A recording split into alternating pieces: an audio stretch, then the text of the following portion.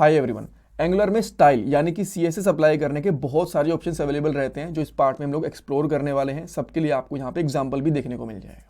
Alright, तो सबसे पहले बात करने वाले हैं कंपोनेंट स्टाइल के बारे में। देखो, मुझे पता है कि इस प्लेलिस्ट के अंदर हम लोग बहुत सारे कंपोनेंट बना के उनकी स्टाइल वगैरह कर चुके हैं, बट स्टिल ये एक पार्ट होता है स्टाइल करने का एंगुलर में। सो इसको भी मैं एक बार फटाफट से कवर कर दूंगा। देन ग्लोबल स्टाइल के बारे में बात करेंगे। ये भी देखेंगे कि एक न्यू CSS की फाइल कैसे बना सकते हैं ग्लोबल स्टाइल के लिए, और अगर आपको ग्लोबल स्टाइल के लिए मल्टीपल CSS की फाइल्स का यूज करना पड़ जाए तो वो कैसे कर सकते हो। इंटरनल एंड इनलाइन स्टाइल कैसे कर सकते हैं एंगुलर में, और component.ts वाली फाइल के अंदर स्टाइल कैसे लिख सकते हो। एंड एक कंपोनेंट के लिए मल्टीपल CSS की फाइल्स कैसे बनेंगी, कैसे उनको लोड कर सकते हैं, ये भी आपको यहाँ पे पता चलेगा। लास्ट में कुछ इंपॉर्टेंट इंटरव्यू क्वेश्चंस भी डिस्कस करने वाले हैं related to style in Angular. And ये हमारी एंगुलर 19 की प्लेलिस्ट है हिंदी में, जो आपकी डेफिनेटली हेल्प करने वाली है एंगुलर की जॉब, प्रोजेक्ट, इंटरव्यूज में। सो पूरी प्लेलिस्ट देखना, लिंक आपको डिस्क्रिप्शन बॉक्स में मिल जाएगा। ऑलराइट, सो अब हम लोग कोड पे चलते हैं। अच्छा, यहाँ पे हमारे आउटपुट दिखेगी एंड मैं यहाँ पे जाता हूँ हमारे app.component.html वाली फाइल के अंदर। सो यहाँ पे मैंने एक h1 लिखा हुआ है जिसका आपको यहाँ पे आउटपुट दिख रहा है। सो अगर हम लोग कंपोनेंट स्टाइल की बात करते हैं तो उसमें होता क्या है कि जब भी हम लोग कंपोनेंट बनाते हैं ना, तो उसके साथ उसकी एक CSS वाली फाइल बन जाती है। जैसे कि ऐप कंपोनेंट में ये हमारे पास app.component.html वाली फाइल है, यहाँ पे HTML लिखने के लिए, और component.css वाली फाइल है CSS लिखने के लिए। तो डायरेक्टली बस यहाँ पे CSS लिख दो, अपने आप वो UI के ऊपर आपको रिफ्लेक्ट होना स्टार्ट हो जाएगी। जैसे कि यहाँ पे हमारे पास आप देख पा रहे हो H1 टैग है, तो मैं यहाँ पे एक H1 टैग लूंगा इस तरीके से, एंड यहाँ पे कर दूंगा बैकग्राउंड कलर और ये कर दूंगा ऑरेंज। राइट, देन आप यहाँ पे देख पा रहे हो इसका ऑरेंज आ गया। देन लेट्स से कि मुझे इसका कलर भी करना है, मे बी लेट्स से मैं इसे कलर करना चाहता हूँ व्हाइट। देन आप यहाँ पे देख पा रहे हो इसका व्हाइट हमें यहाँ पे कलर मिल चुका है। पैडिंग करनी है, फटाफट से पैडिंग कर देते हैं 10 पिक्सल, परफेक्टली वर्किंग फाइन। ठीक है, सो ये एक बेसिक तरीका होता है एक कंपोनेंट की स्टाइल करने के लिए। एक चीज यहाँ पे आपको ध्यान रखनी है, अगर आपके दो अलग अलग कंपोनेंट है, राइट, और एक कंपोनेंट के अंदर आपने H1 की स्टाइल कर दी तो वो दूसरे कंपोनेंट में अप्लाई नहीं होगी। उसके लिए आपको उसी कंपोनेंट के अंदर जाके उसी कंपोनेंट की component.css वाली फाइल में स्टाइल करना पड़ेगा। राइट, एग्जांपल मैं आपको बताता हूं यहाँ पे। जैसे कि अभी हमारे पास ऐप component.css वाली फाइल थी, ये अप्लाई होगी बस ऐप वाले कंपोनेंट पे। ठीक है, देन मैंने यहाँ पे एक और कंपोनेंट बनाया ng g4 generate c4 component, and component का नाम मैं यहाँ पे रख लेता हूँ लेट्स से प्रोफाइल। राइट, सो मैं यहाँ पे एंटर करूंगा एंड आप देखोगे हमारे पास यहाँ पे एक प्रोफाइल बन गया। देन इसको यूज करने के लिए मैं इसको एक बार हटा देता हूँ यहाँ से। ठीक है, सो इसको यूज करने के लिए मैं क्या करूंगा, हमारी app.ts वाली फाइल के अंदर इसको इंपोर्ट करूंगा सबसे पहले। ठीक है, ये हम लोगों को पता है, मैं आपको ऑलरेडी बता चुका हूँ प्लेलिस्ट वाली वीडियोस के अंदर। एंड देन आपको इसकी HTML वाली फाइल के अंदर आके जहाँ पे लिखना पड़ेगा ऐप प्रोफाइल। ये सिंपल है, इसमें कोई दिक्कत नहीं है। जैसे आप यहाँ पे आओगे, यहाँ पे आपको दिख रहा है प्रोफाइल वर्क्स, एंड इसको अब मैं ना प्रोफाइल वाली फाइल के अंदर जाके कर देता हूँ H1 टैग। एंड जैसे मैंने H1 टैग करा तो यहाँ पे लिख देता हूँ लेट्स से प्रोफाइल कंपोनेंट। यहाँ पे आप आओगे, देखो ऊपर भी H1 टैग था, नीचे भी H1 टैग था, और इसी वाले कंपोनेंट में यानी कि ऐप वाले कंपोनेंट के अंदर ही हम लोगों ने इसको यूज करा है। बट स्टिल हमारे पास आप देखोगे H1 टैग का जो स्टाइल था वो ऊपर ही अप्लाई हुआ है, नीचे वाले पे अप्लाई नहीं हुआ। इवन यहाँ पे भी H1 टैग था। तो करना क्या पड़ेगा, अगर आपको इस वाले H1 टैग के अंदर स्टाइल करना है तो इसकी CSS वाली फाइल के अंदर जाओ एंड यहाँ पे लिख दो H1 टैग, और यहाँ पे कर देता हूँ background colour let's say gold, and इसके ऊपर कलर मैं कौन सा करूं, मुझे नहीं पता कौन सा कलर बढ़िया लगेगा, बट लेट्स से अभी के लिए मैं यहाँ पे कौन सा करें यार, बस मैंने अजोर कर दिया यहाँ पे। ठीक है, तो आप देखोगे इस तरीके से दिख रहा है ये। ठीक है, सो आपको अगर कंपोनेंट स्टाइल करनी है तो हर एक कंपोनेंट के लिए अलग अलग ही करनी पड़ेगी। एक कंपोनेंट की स्टाइल दूसरे कंपोनेंट में कभी भी नहीं जाएगी, चाहे वो वाला कंपोनेंट वहीं पे यूज क्यों ना हो रहा हो।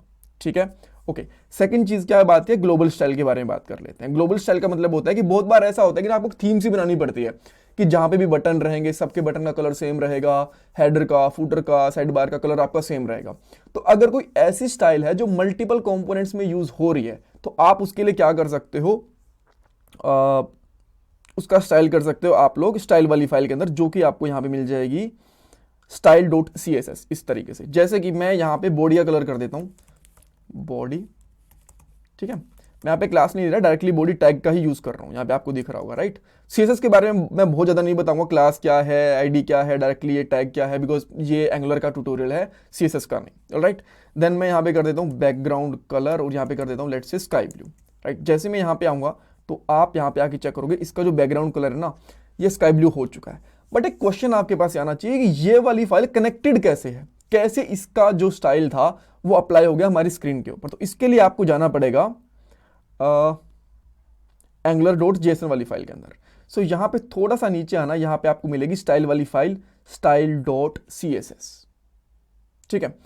अब मैं एक और फाइल बनाता हूँ यहाँ पे, जिसका मैं सिंपली ऐप कंपोनेंट के बाहर बनाऊंगा, इसके अंदर ही। इसका मैं यहाँ पे नाम रख लेता हूँ लेट्स से theme.css। अब मैं चाहता हूँ कि इसके अंदर मेरे पास कुछ लिखा हुआ है, फॉर एग्जांपल क्या कर सकते हैं, जो यहाँ पे h1 टैग है, ठीक है, जितने भी h1 टैग हैं उनका बॉर्डर दे दिया हमने, border 1 pixel solid and with red colour, ठीक है, रेड कलर।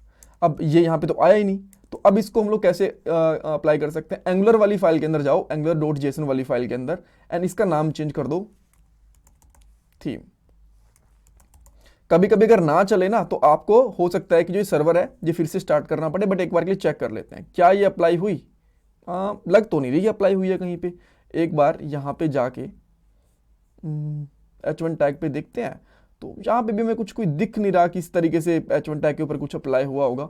सो हो सकते हैं डिबग करते हैं, बट उससे पहले क्या करेंगे, इसको एक बार के लिए रिस्टार्ट करते हैं सर्वर को मैंने रिस्टार्ट करा, देन यहाँ पे आता हूँ। अब आप देख सकते हो बॉर्डर आ गया। सो ये चीज़ आपको ध्यान रखनी है, जब भी आप लोग CSS के लिए कोई न्यू फाइल बनाओगे, यहाँ पे angular.json में एंट्री करोगे ना, तो आपको सर्वर रिस्टार्ट करना पड़ सकता है, ठीक है। यहाँ पे इसका ये बॉर्डर आ गया, बट अब जो हमारा बैकग्राउंड था वो हट चुका है। अब बैकग्राउंड क्यों हट गया, बिकॉज बैकग्राउंड था हमारा style.css में लिखा हुआ, और यहाँ पे जो हमने अभी फाइल अप्लाई कर दिया वो थीम अप्लाई कर दी है।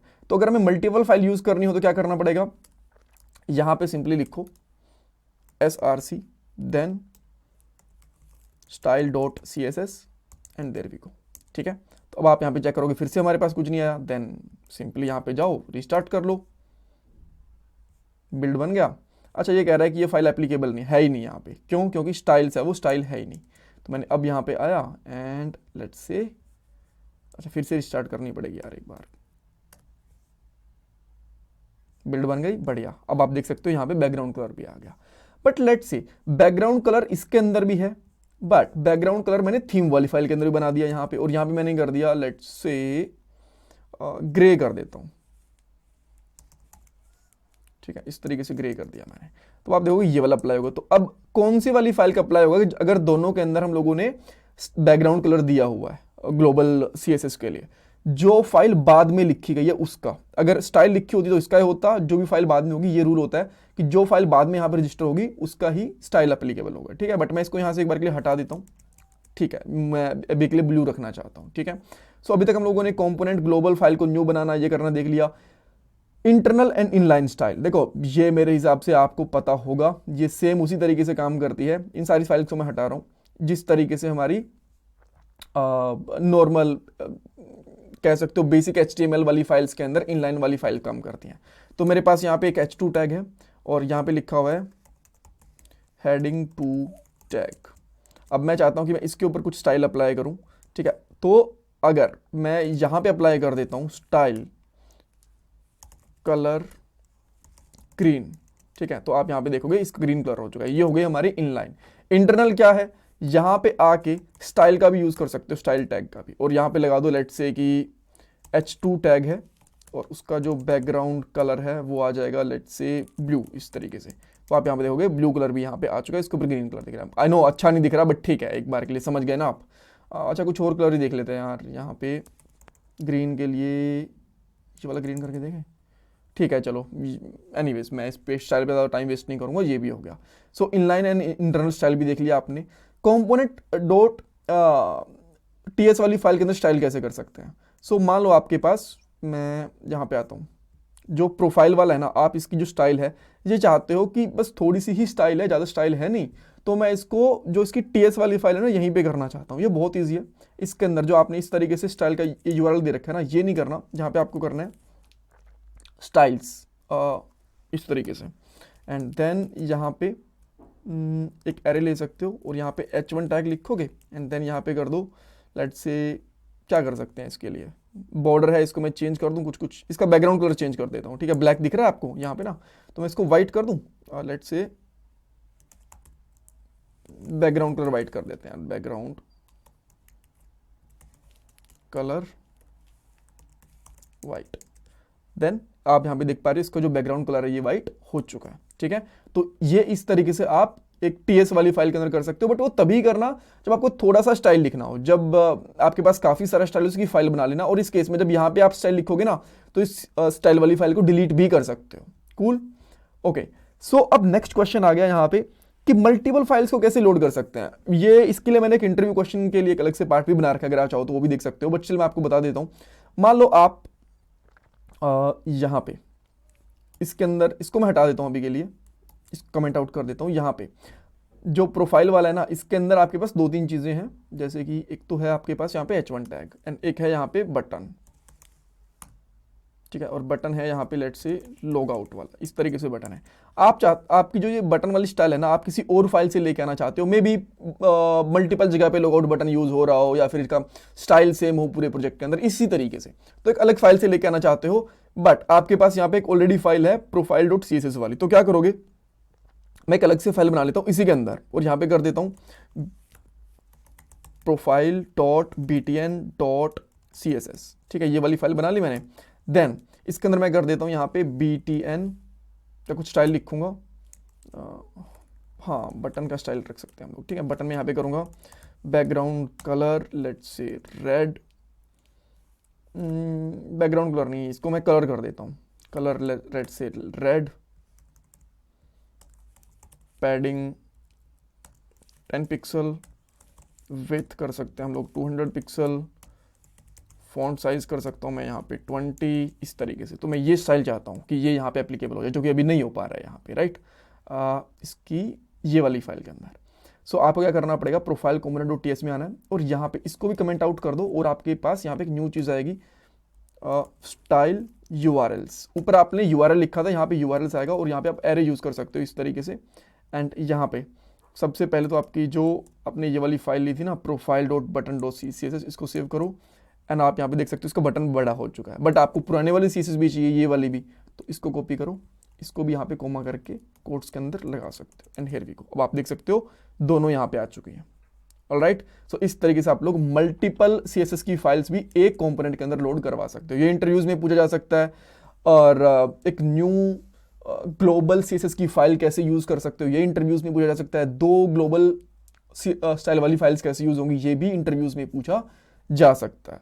Thank you so much for watching this part. इसमें कुछ डाउट कंफ्यूजन है मुझे कमेंट सेक्शन में पूछना, प्लीज वीडियो को लाइक करना, कमेंट सेक्शन में फीडबैक, ये मेरा पेटीएम और जीपे का डोनेशन नंबर है। Thank you everyone.